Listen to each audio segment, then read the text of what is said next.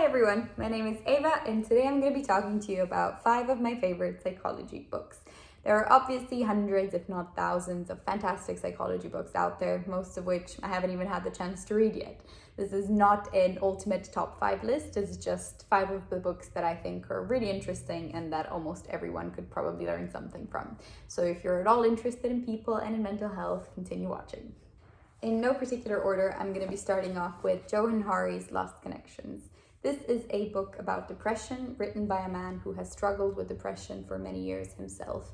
He was on different types of medications and realized that none of them were really working. In fact, he just seemed to be getting worse, which prompted him to start looking into what depression really is, what the different causes are, and what he could do himself to get better and to help himself. And this is how this book came to be. It's essentially a book that describes the 9 different causes that he has discovered as the most common causes of depression, ranging from values to the stress to the type of job that you have, and then discussing how we can improve these factors in order to either not develop depression or to help it if we have it.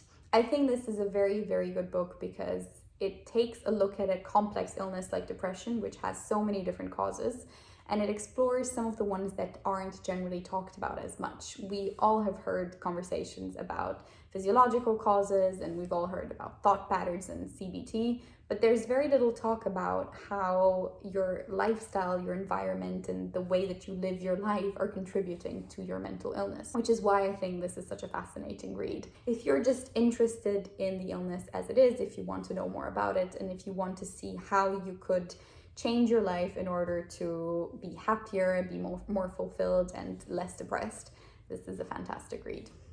The next book I want to talk about is called Atomic Habits, written by James Clear. And this is definitely the best self-help type book that I've ever read.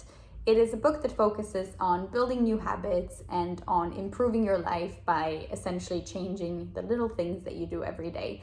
It sounds very cliche, I know, but it's absolutely true. This is something that I've tried myself, and it's one of the best ways that I've been able to build healthy habits into my life. It works on pretty much everything, whether you're trying to eat healthier, exercise more, sleep more, be more productive at work. Whatever change it is that you're trying to make, following this approach is gonna get you to that. The reason why I like this book so much compared to most of the other books that are similar to this and talk about trying to change behavior is that it's very simple, it's very straightforward, it doesn't complicate things unnecessarily. It focuses on a very basic and tried and tested principle of, you need to start small and you need to be consistent. And those small changes that you make every day are ultimately going to bring you big results in the end. Whatever it is that you're trying to achieve, this is definitely the best one, and I highly recommend that you pick it up. The next book I want to talk about came out early this year, and it's called Together, written by Vivek Murthy, who was a US Surgeon General. And one of the main things that he found while in this position was that loneliness is reaching the levels of a global pandemic. People are becoming increasingly lonelier, and it's causing a host of other health concerns and issues to the society. In this book, he explores the different ways that this is happening. He goes for some really interesting cases of loneliness and of how it's seen in different levels of the society. But then he also explores the different solutions that people have been coming up with. And this is where I think this book is absolutely fantastic. It not only opens up your eyes to just how serious the problem is, but it gives you some really inspiring stories of people trying to make a difference and trying to combat loneliness in their own little micro universes. So if you're at all interested in the topic of loneliness and you want to make a difference, or you just want to see how bad the problem really is, and believe me, when you read this book, you will, I would highly recommend this. The next book I want to talk about is called Predictably Irrational, written by Dan O'Reilly. This is a book that is probably the best introductory book to behavioral economics that I can think of. A lot of the times when people go into this field, they will start by reading Thinking Fast and Slow, which is an amazing book written by essentially the founder of the field, so you can do no wrong in starting there. But for some people, it can be a little bit long and a little bit heavy on the scientific jargon. While this one is written in a lot more of a friendly manner, and it has a lot of anecdotes in it, which are just quite fun and easy to read. So if you're interested in the irrationality of human decision-making and how we make decisions and how the usual cost-benefit analysis approach is not really what we do most of the time, this is definitely a book that you're going to find very interesting. The last book that I want to talk about is called Talking to Strangers, written by Malcolm Gladwell. This also came out earlier this year, and I would highly recommend that you listen to the audiobook version of it, because when he was creating the book, he created it with the audiobook version in mind. So the interviews in this book are recorded with the actual people he interviewed on Audible, so I'd recommend that.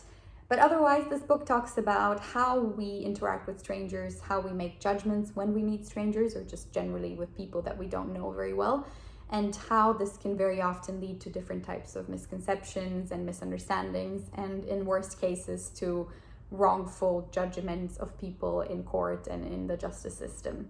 He talks about some really important topics like police brutality in the US, and he looks at them through the lens of this assessment of strangers. This is definitely a bit of a controversial book, and by controversial I mean you need to keep your mind open when you're reading it, because sometimes he makes statements and assertions that might not be comfortable, or that might not even be something that you agree with. But I think if you're able to get past that, the overall message of the book is really interesting.